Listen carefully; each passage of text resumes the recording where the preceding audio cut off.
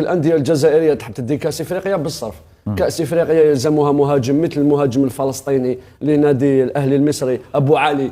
تعرف من اين استخدمه الاهلي؟ من البطوله السويديه. بيرسي طاو اشترى وثائقه من نادي برايتون. حنا هنا يجيبوا لي زافريكان مع احترامي لهم، لي زافريكان لا ماجوريتي دي زافريكان نون با لو نيفو بور جوي في شامبيون ناسيونال. كان جوار يلعب شامبيون تشوفوا يلعب اقسم بالله مليح كي تكون هكذا مديغوتي تشوفوا تبدا تضحك يطلع لك المورال. Mais il n'a aucune qualité de jeu.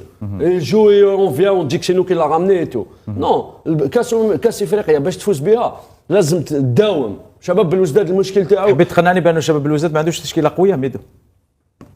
معليش قول لي اقوياء لا ينهزمون بستة اهداف. صحيح، لكن حبيت تقنع هذه البارادوكس، هذه المفارقه ميدو، انه عندك تشكيله قويه، عندك فريق قوي وعندك مدرب محترم وتتنقل الى مصر تخسر ب6 اهداف مقابل هدف واحد. الاهلي صحيح هو بعبع افريقيا، لكن الموسم الماضي فاز عليه اتحاد العاصمه في السعوديه مباراه واحده. وعلى شباب بلوزداد مع 14 مباراه تعادل معه ذهابا وايابا. شوف امين حكى على مشكل مهم، حكى على امر مهم جدا، تغير المدربين، سلسله تغير المدربين في شباب بلوزداد. شوف شباب بلوزداد في اول 3 سنوات من المشروع لما بدا يلعب دوري ابطال افريقيا لحق 3 مرات للدور ربع النهائي. الموسم الماضي خرج في دور المجموعات واليوم يخسر امام الاهلي ب6 ناقص 5 في الجول افيراج امام مهمه عسيره جدا. الاستقرار يولد ينبئ الاستقرار واش يجيب التكرار الذي يولد الطبيعه. التكرار. نعم. انت لما تقعد تكرر ومستقر على التشكيله، لكن في كل مره تبدل التشكيله مدرب. شوف شباب بلوزداد في اخر موسم 3 مواسم خسر ب4-0 امام ماميلودي سان داونز هنا في ملعب براقي. 4-0 في ملعب ماميلودي في ملعب نيلسون مونديلا 4-0.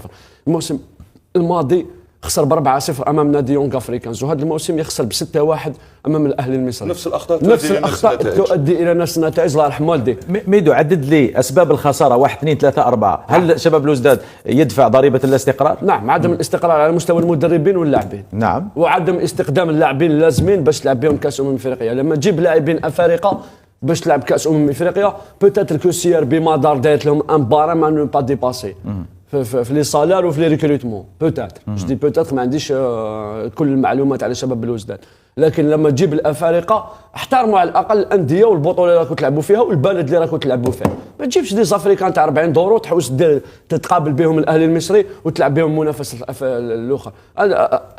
استخدام بعض الافارقه عوض الحديث عن انه استخدام اللاعبين المغتربين اهدار المال العام، استخدام بعض الافارقه اهدار للمال العام في الجزائر. il faut enquêter sur certains africains كيفاش راهم يسينيو في البطوله الوطنيه. يا با مال دو ما نقدرش نستعمل الكلمه مي يا با مال دو جوار تري ليميتي كي توش دي سون فراونيك كي يجو دون دي غران كلوب.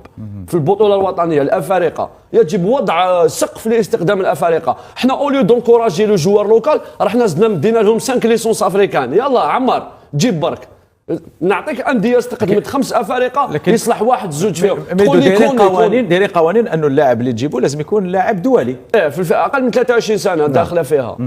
في افريقيا تقدر ترافيكي لا ليسونس دو جوار انترناسيونال يو 23 ولا لاعب الشان عادي. علاش شيء صعيب في افريقيا انك تزور وثيقه لاعب دولي؟ ماهوش شيء صعيب. كاين شيء اخر في البطوله الوطنيه، كاين الافارقه اللي جاوا كاع هذا العام البطوله الوطنيه.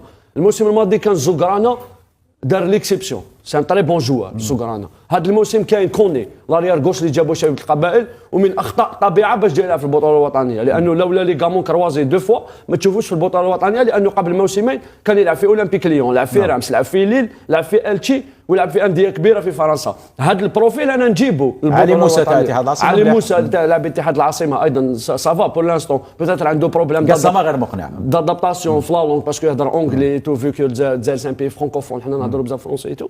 كان بوتيتر يفا ريفونير سور لي راي مي لي زوتر افريكان faut voir comment